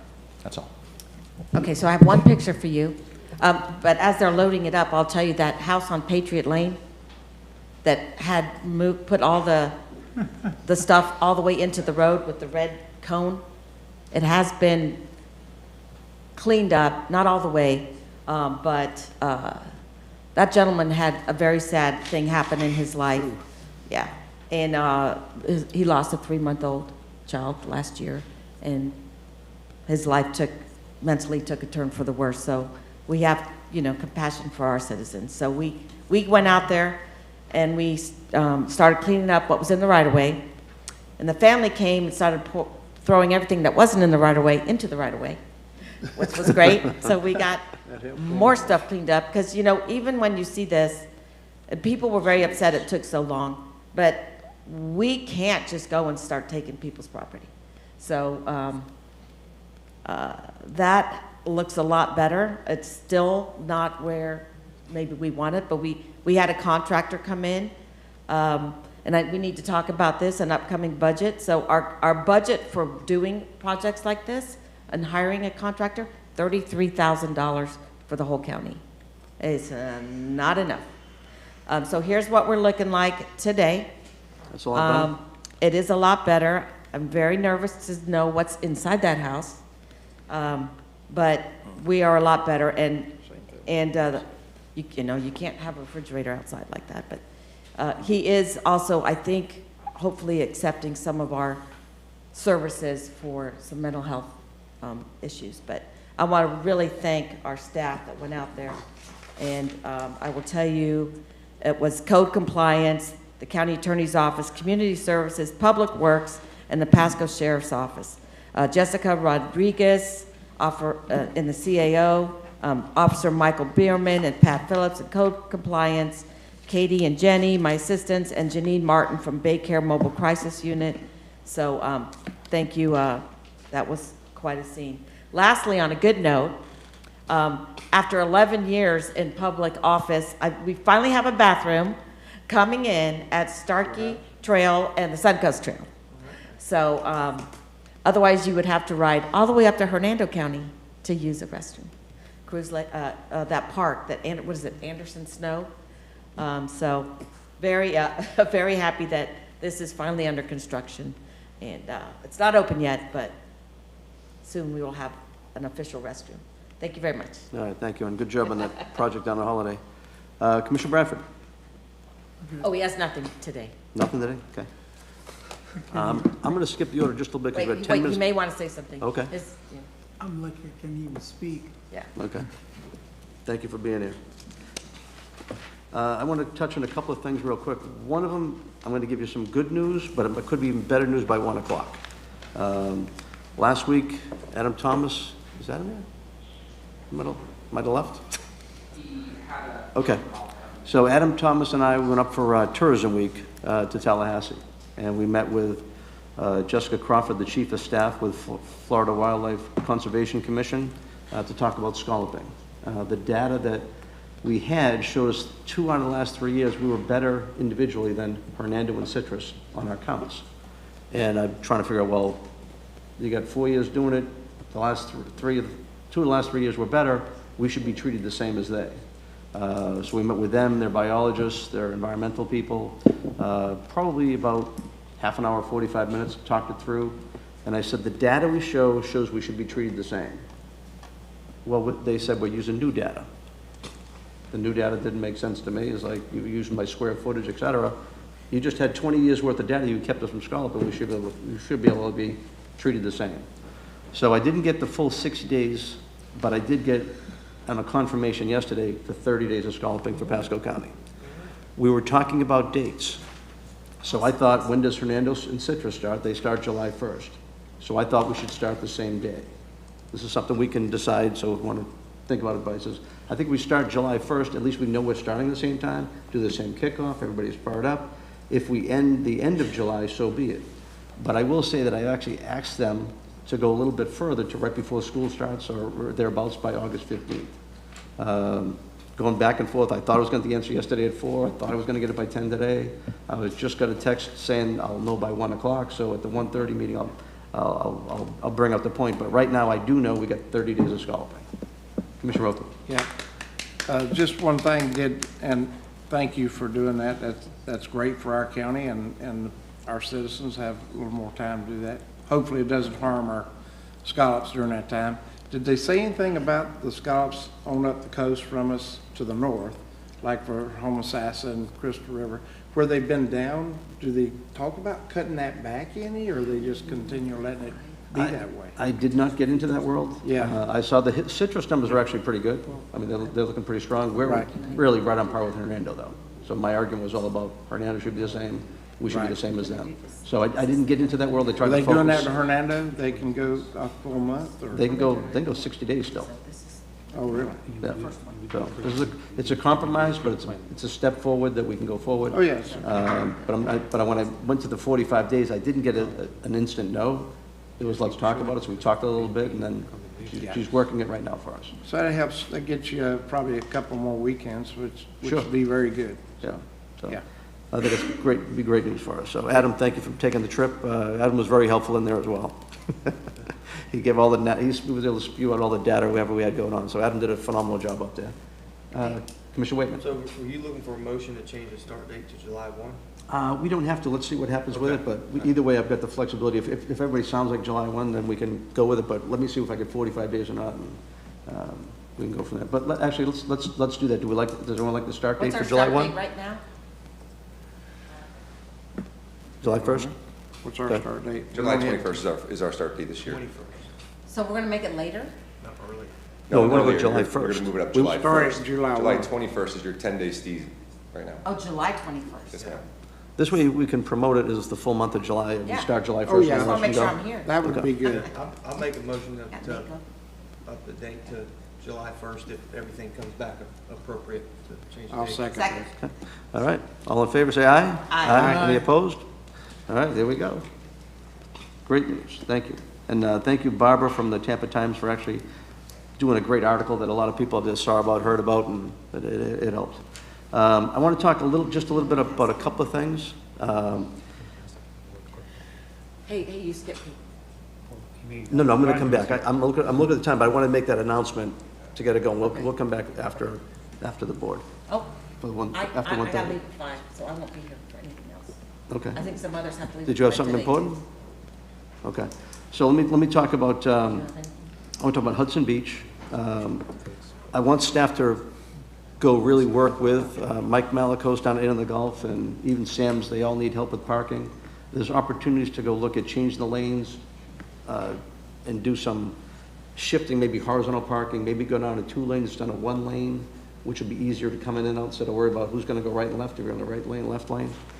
So there's opportunities down by Strickland Boat Ramp where you have a bunch of grass that's there. You have some oak trees that are in there. And if we maybe put palm trees and locate it appropriately down there, it's a beach anyway, you could actually allow golf carts to be parked along that way. Nice.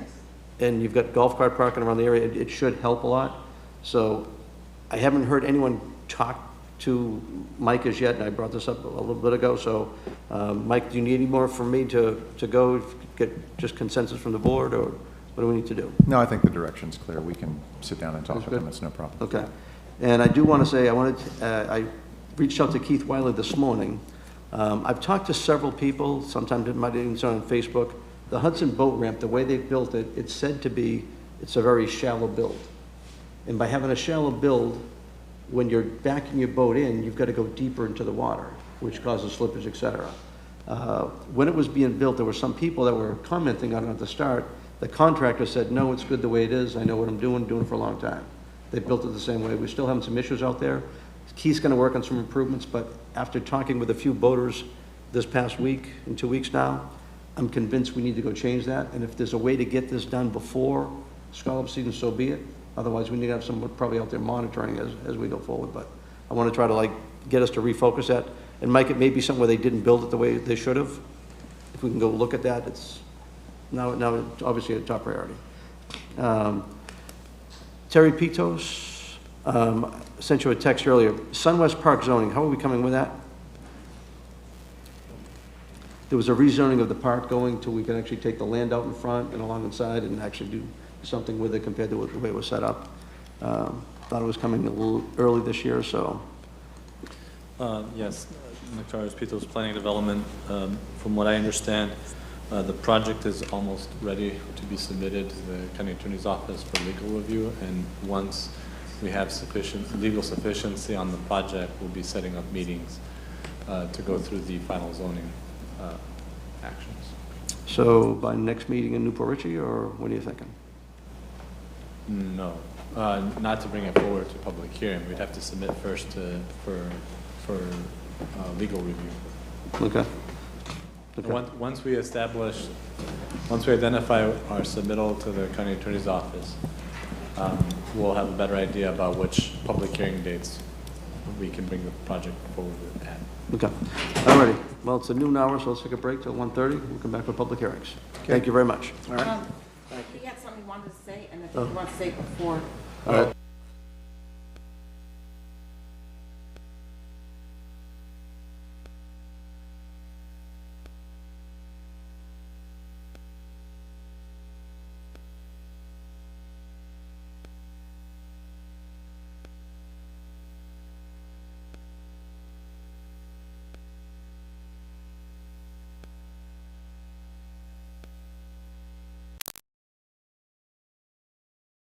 County waterways and wildlife depend on you to keep them healthy. Excess fertilizer, grass clippings, trash, oils, and pet waste wash into gutters and storm drains when it rains. Stormwater carries these pollutants directly into our lakes and rivers, creating an unhealthy environment for fish, waterfowl, and other aquatic animals. Storm drains are meant for clean rainwater. Most other discharges are illegal. If you suspect an illicit discharge, please contact Pasco County Department of Public Works at 727-834-3611.